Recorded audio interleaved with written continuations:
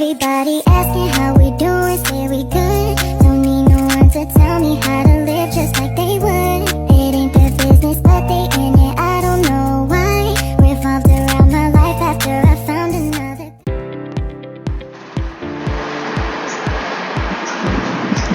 So good day everyone, my name is Maria Cruzel Alexis B. Henry from Group 3. So our topic for today is about the growing global population. Project Tide to double in the next 50 years poses a significant challenge for food supply. Genetically modified foods offer several solutions. So let's proceed to pest resistance.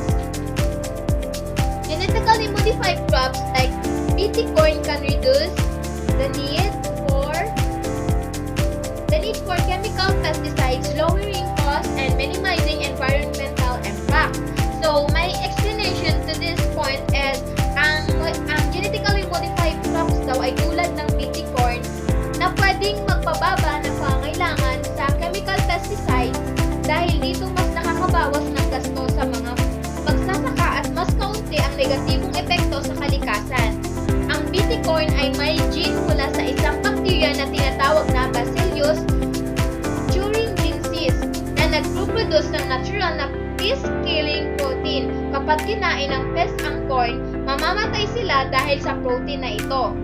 So, let's proceed to herbicide tolerance. What is herbicide tolerance? Herbicide tolerance is a crops engineered to withstand specific herbicides can reduce the amount needed protecting the environment. So, ang mga crops na engineered para tiisin ng specific sa herbicides ay pwedeng bawasan ang dami ng herbicides na kailangan gamitin dahil dito mas protektado ang environment. Halimbawa, ang genetically modified crops tulad ng Roundup, Ready soybeans ay genetically modified para maging resistant ng herbicide. Ng glyphosate, ibig sabihin pwedeng gamitin ng mga magsasaka ang herbicide na ito para patayin ang mga damo na hindi naaapektuhan ng kanilang pananim. So, yun. Let's proceed to disease resistance. What is disease resistance? Disease resistance is a genetic modification can make plants resistant to virus, fungi, and bacteria. Sa pamamagitan ng genetic modification, pwedeng gawing resistant ang mga halaman sa viruses, fungi, at bacteria. Halimbawa, ang papaya ay nagkaroon ng gene na nagproprotekta ito laban sa papaya ring spot virus. Dahil dito, mas nagiging malusog ang mga halaman at mas mataas ang ani kahit na may mga sakit na karaniwang sumisira sa kanila. So, let's proceed to cold tolerance. What is cold tolerance? Cold tolerance introducing antifreeze genes from cold water fish into plants helps them survive unsuspected frost. Ang pag-introduce ng antifreeze genes mula sa cold water fish sa mga halaman ay nakakatulong sa kanila na mabuhay kahit may biglaang frost. Halimbawa, ang mga strawberries ay pwedeng lagyan ng gene mula sa Arctic flounder fish na nagproproduce ng antifreeze protein dahil dito mas nagiging matibay ang mga halaman laban sa lamig at hindi sila agad nasisira kapag may biglaang pagbaba ng temperatura. Sunod naman is drought salinity tolerance. What is drought salinity tolerance? Genetically modified crops can be designed to endure drought and high salinity, allowing cultivation in previously unsuitable areas. Ang genetically modified crops ay pwedeng din para kayanin ang tagtuyot at mataas na salinity na nagbibigay daan para magtanim ang mga ito sa mga lugar na dati ay pwedeng taniman. Halimbawa, may mga genetically modified rice na may genes na nagpapalakas sa kanilang abilidad na may survive ng mababang supply ng tubig at sa maalat na lupa. Dahil dito mas na nagiging possible ang pagtanim sa mga rich or salty areas na pinalawak ng mga lugar kung saan pwedeng magtanim. So, let's proceed to nutrition. What is nutrition? Nutrition is an enhanced nutritional profiles in a staple crops like rice can address malnutrition and prevent deficiencies such as vitamin A deficiency, which causes blindness in developing countries. So, ang pagpapayaman ng nutritional profile sa mga staple crops tulad ng rice ay pwedeng makatulong sa pag-address sa malnutrition condition at maiwasan ang deficiency tulad ng vitamin A deficiency na pagiging sanhi ng pagkabulag sa developing countries. Halimbawa, ang golden rice ay genetically modified para mag-produce ng beta-carotene na nagiging vitamin A sa katawan. Sa pamamagitan nito, nakakatulong ang golden rice na mapunan ang pangangailangan ng vitamin A at maiwasan ang pagkabulag sa mga bata sa mga lugar na may mataas na kaso ng deficiency na ito. Sunod is pharmaceuticals. Pharmaceuticals as our researchers are developing edible toxin into tomatoes and potatoes to make them easier to produce, store, and administer, especially in these world countries. So, ang mga researchers ay nagde-develop ng edible toxin sa tomatoes at potatoes para mas madaling i-produce, itago ang administer, lalo na ang mga third world countries. Halimbawa, pwedeng ilagay ang genes na nagpo-produce ng bakuna sa mga halaman tulad ng kamatis at patatas. Kapag kinain ng mga ito, makukuha ng tao ang bakuna nang hindi na kailangan ng mga injection. Mas madali itong i-distribute at mas mura i-production ng malaking tulong sa mga lugar na may limitadong access sa healthcare. So let's proceed to phytoremediation. Phytoremediation is a genetically modified plants like poplar trees are being used to clean up heavy metal population in soil and groundwater. Ang mga genetically modified plants tulad ng poplar trees ay ginagamit para linisin ang heavy metal population sa soil at groundwater. Ang mga halaman na ito ay binigyan ng genes na nagpapalakas sa kanilang kakayanan na sumipsip at mag-imbak ng mga heavy metals tulad ng lead, mercury at cadmium mula sa lupa at tubig. Kapag itanim ang mga GM plants, ay nagiging natural na cleaners na tumutulong na bawasan ang mga nakakalaso na substances na environment. So next is disadvantage of genetically modified organisms. Disadvantage of genetically modified organism is the use of genetically modified organism has both advantage and disadvantage. However, a major concern is the uncertain long-term consequences of this relatively new science. Many are alarmed by the rapid incorporation of genetically modified organisms into the food supply as long-term the risk assessment are still years away.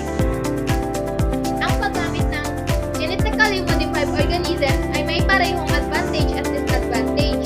Pero ang isang malaking concern ang hindi sigurado ng long-term consequences ng bagong science na ito. Marami ang nagbabahala sa mabilis na pagpasok ng genetically modified organism sa food supply dahil ang long-term risk assessment ay maaaring tumagal pa ng maraming taon. So, let's proceed to long-term health effects. What is long-term health effects? The science is still new and there's concern over the rush to market without long-term risk assessment.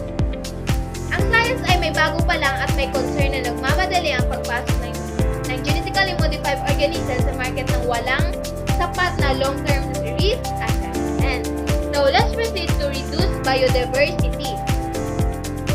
Reduce biodiversity as a genetically modified organism can reduce biodiversity, making crops more vulnerable to pests and diseases.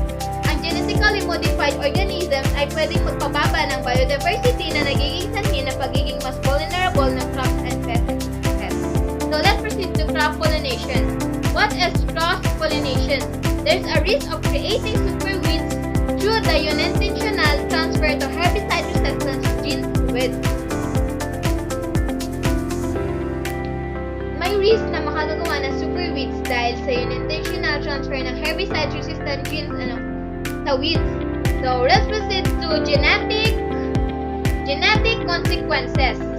Genetic modifications could cause unintended and potentially harmful mutations in organisms. Ang genetic modifications ay maaaring magdulot ng mga hindi inaasahang at posibleng mapanganib ng mutations sa mga organismo sa simpleng salita.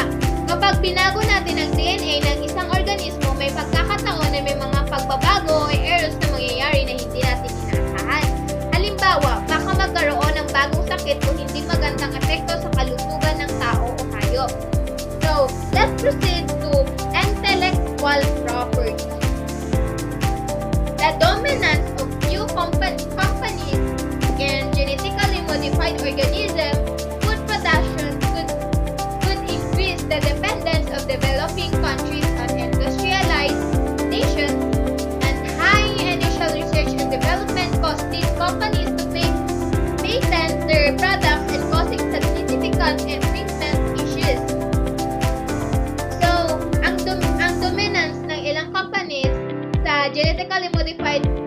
extensive food production ay pwedeng magpataas ng dependence ng developing countries na industrialized nations dahil sa mataas na initial na research and development cost.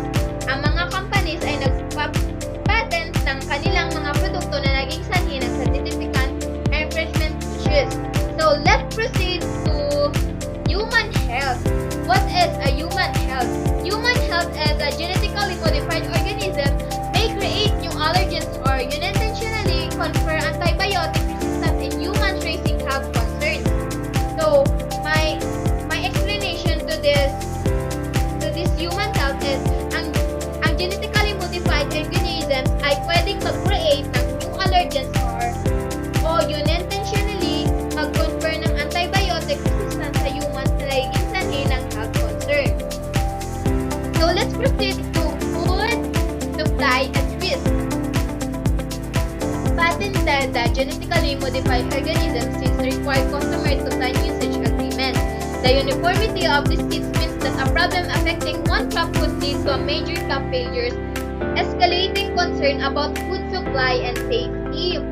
So, ang patented GMO ni seeds ay nangangailangan ng customers na pumirma ng usage agreements. Ang uniformity ng mga seeds ay nangangahulugang isang problema ng isang crop ay pwedeng magdulot ng major crop failures na nagpapataas ng concern tungkol sa food supply at safety. So, third is environmental destruction. What is environmental destruction?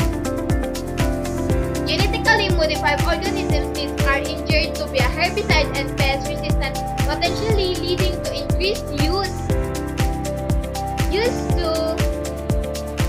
of herbicides and pesticides. This could result in higher human consumption of toxins of unforeseen environmental change. Toxins and genetically modified organisms may also harm non-target organisms like monarchs, caterpillars, and bees and birds. So, my explanation to this environmental destruction is ang genetically modified organisms ay engineered para maging herbicide at pest resistant na pwedeng magdulot ng increased use ng herbicides at pesticides. Ito ay pwedeng magresulta ng mas mataas na human consumption ng toxin at unforeseen environmental change and toxins sa GMO plants ay pwedeng makasama sa non-target organism tulad ng monarch, caterpillars, bees, at birds. So, yun lamang po at magandang araw sa inyong lahat. Ako nga po ulit si Maria